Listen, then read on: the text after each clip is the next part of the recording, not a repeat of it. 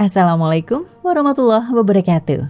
Ensiklopedia Al-Fatih kembali ke hadapan Anda untuk berbagi info Islami. Semoga menginspirasi aktivitas Anda hari ini. Dan jangan lupa klik tombol subscribe dan aktifkan notifikasi tombol lonceng agar tidak tertinggal berita terbaru dari Ensiklopedia Al-Fatih.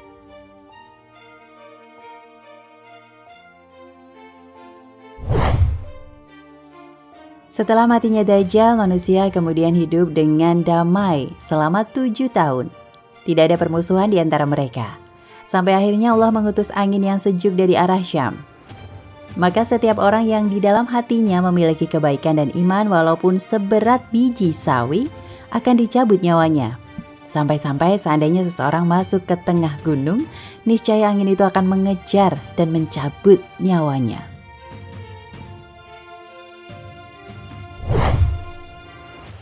Zaman Nabi Isa alaihissalam adalah zaman yang dipenuhi dengan keamanan, kesejahteraan, dan kemakmuran serta kelapangan.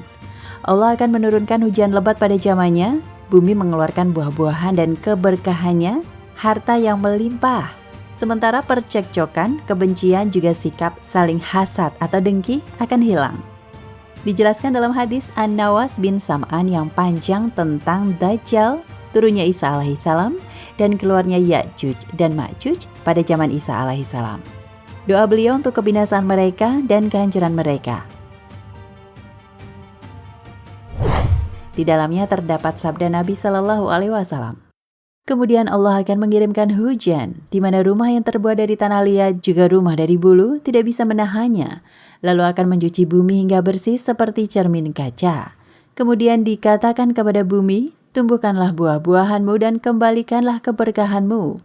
Maka ketika itu sejumlah orang dapat memakan buah delima dan berteduh dengan kulitnya. Dan susu pun diberi berkah. Sehingga susu unta yang akan melahirkan cukup untuk satu kelompok manusia dengan jumlah yang banyak. Susu sapi yang akan melahirkan cukup untuk satu kabilah manusia. Dan susu kambing yang akan melahirkan cukup untuk satu keluarga.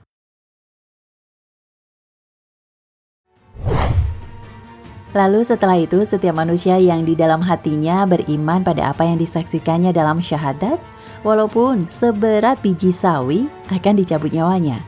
Sampai-sampai seandainya seseorang berada di tengah gunung, niscaya angin itu akan mengejar dan mencabut nyawanya. Maka tinggallah orang-orang yang jahat dan tak beriman di muka bumi. Mereka hidup seperti burung, bebas dan berlomba dalam kejahatan, berjiwa seperti binatang buas yang saling bermusuhan serta menzolimi. Mereka tidak mengenal kebaikan dan tidak menolak keberadaan syaitan di tengah-tengah mereka. Maka ia berkata, "Tidakkah kalian menyambutku?" Dan mereka pun bertanya, "Apa yang engkau perintahkan kepada kami?" Maka syaitan memerintahkan mereka agar menyembah berhala. Padahal ketika itu mereka mendapatkan rezeki berlimpah yang terus mengalir dan kehidupan mereka makmur sekali. Kemudian ditiuplah sangkakala sebagai pertanda hari kiamat telah datang. Tidak ada seorang pun yang mendengarnya melainkan mengalihkan perhatian dan mengangkat kepala mereka. Orang yang pertama kali mendengarnya adalah orang yang sedang memperbaiki telaga untanya. Maka orang itu kemudian mati. Selanjutnya mati pula seluruh manusia. Kemudian Allah Azza wa Jalla menurunkan hujan gerimis. Maka tumbuhlah jasad-jasad manusia karenanya kembali ke asal muasal penciptanya. Kemudian ditiuplah sangkakala untuk kedua kalinya. Saat itu, bangkitlah manusia untuk menunggu keputusan Allah Tabaraka wa Ta'ala. Kemudian dikatakan kepada mereka, "Wahai sekalian manusia, marilah menghadap Rabb kalian. Tegakkan mereka karena mereka akan ditanya oleh Allah." Kemudian dikatakan oleh mereka, "Keluarkanlah bagian untuk menjadi penghuni neraka." Lalu terdengar jawaban, "Berapa?"